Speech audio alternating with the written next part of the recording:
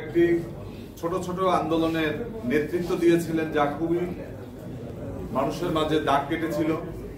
এর ভিতরে একটি ছিল ঠেলাগাড়ি মিছিল। তিনি পুস্তক বাইন্ডারদের ঐক্যবদ্ধ করেছিলেন। তিনি বিভিন্ন ছোট ছোট সংগঠন করে বিভিন্ন বিষয়ে আন্দোলন সংগ্রাম করে তুলেছিলেন। আজকে যারা আমাদের নেতা মৌলানা মতিনের স্মৃতির প্রতি শ্রদ্ধা জানিয়েছেন, বক্তব্য রেখেছেন, উপস্থিত হয়েছেন, অতিথিবৃন্দ, সাংবাদিক বন্ধুরা, সবাই প্রতি কৃতজ্ঞতা প্রকাশ করছি।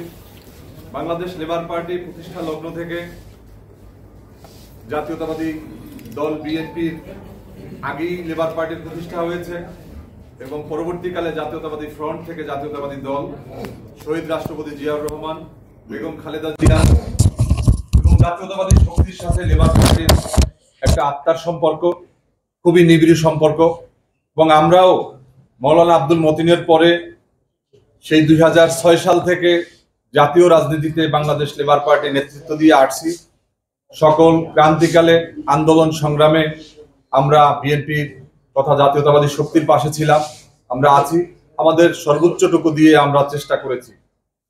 আমরা 2009 সালের নির্বাচন দেখেছি, 2014 সালের নির্বাচন দেখেছি, 18 সালের নির্বাচন, 24 সালের নির্বাচন, এবং আন্দোলনের কথা বললেও 13 সালের যেই আমাদের যে মার্চ ফর ডেমোক্রেসি, 15 সালের অসহযোগ আন্দোলন, সর্বোপরি আমাদের 2024 সালের 7ই জানুয়ারি আগের যে লাগাতার আন্দোলন, আমাদের এই আন্দোলন এবং সংগ্রাম নির্বাচনের অভিজ্ঞতাকে কাজে লাগিয়ে আমাদের যারা জাতীয় নেতৃবৃন্দ আছেন, নীতি নির্ধারণী পর্যায়ে যারা আছেন, বিশেষ করে আমাদের মাঝে আজকে উপস্থিত আছেন আমাদের লিয়াজো কমিটির সম্মানিত সমন্বয়কারী নজরুল ইসলাম খান এবং আমাদের নাগরিক ঐক্যের আহ্বায়ক মান্না ভাই।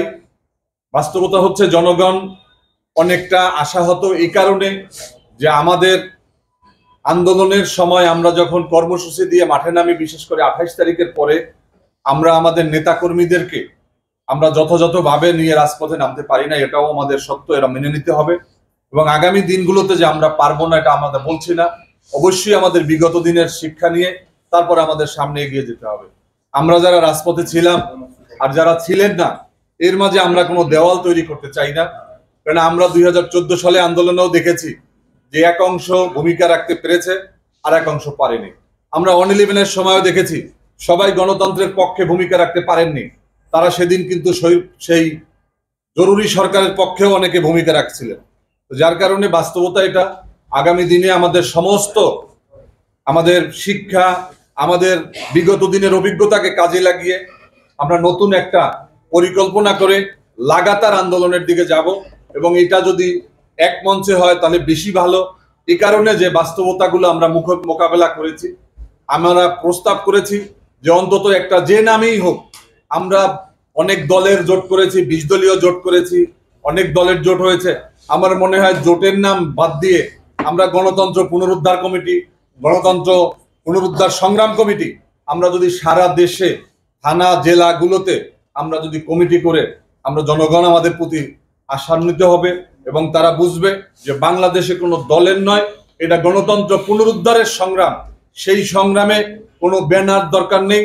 একই ব্যানারে আমরা সবাই যদি যার যেখানে যতটুকু শক্তি সামর্থ্য আছে, যার যেখানে 2 জন আছে, যার যেখানে 200 আছে, যার 2000 আছে, সব নিয়ে আমরা যদি ঝাঁপিয়ে পড়তে পারি তাহলেই আমাদের কল্যাণ হবে, আমরা গণতন্ত্র পুনরুদ্ধার করতে পারবো। আমরা একটা কথা সবসময় বলি যে যখনই জাতীয়তাবাদী শক্তি, বিশেষ করে জিয়া পরিবার খারাপ অবস্থায় থাকে এবং রাষ্ট্রীয় কারণে হোক আর ফ্যাসিবাদের কারণে হোক, তখনই দেশের জনগণও কষ্টে থাকে। আজকে ঠিক একই অবস্থা, বেগম খালেদা জিয়া ভালো নেই, তারেক রহমান ভালো নেই, জাতীয়তাবাদী শক্তিও ভালো নেই। আজকে আমাদের বেগম খালেদা জিয়াকে মুক্তি করার জন্য আন্দোলন দরকার। দ্রব্যমূল্যে লাগামহীন কর্মসূচি নিয়ে এই যে সরকারের লুটপাট, আজকে বাংলাদেশ অকার্যকর এবং ব্যর্থ রাষ্ট্রে পরিণত হয়েছে। এর জন্য সমস্ত দায় হচ্ছে আওয়ামী লীগ এবং এর সাথে গডফাদার হিসাবে তার পাশে আছে ভারত। ভারতীয় অপশক্তির সমস্ত সহযোগিতায় 7ই জানুয়ারি নির্বাচনে তারা অনেক লবিস্ট নিয়োগ করে বিদেশে দাঁড়ে দাঁড়ে ঘুরে তারপরে কিন্তু তারা এই নির্বাচনকে তারা উঠিয়ে নিয়েছে। আমরা মনে করি এই নির্বাচন কোনো নির্বাচন নয়, কারণ 5% মানুষ তাদেরকে ভোট দেয়নি। এই জনগণের ভোটাধিকার প্রতিষ্ঠার জন্য আমরা রাজপথে ছিলাম, রাজপথে আছি এবং জাতীয়তাবাদী শক্তির যে বিজয় অবিসম্ভাবী। আমরা তারেক রহমানকে বাংলাদেশের একটি সমৃদ্ধ বাংলাদেশ গড়ার জন্য, ক্ষুধা দারিদ্র মুক্ত একটি দুর্নীতিমুক্ত আধুনিক বাংলাদেশ প্রতিষ্ঠার জন্য তারেক রহমানকে আমাদের বাংলাদেশে ফিরিয়ে আনতে হবে, বেগম খালেদা জিয়াকে মুক্ত করতে হবে। এই প্রত্যয় ব্যক্ত করে আমি আমার বক্তব্য শেষ করছি। বাংলাদেশ জিন্দাবাদ, বাংলাদেশ লেবার পার্টি জিন্দাবাদ, দেশপ্রেমিক জনতার জয় হোক। আল্লাহ হাফেজ।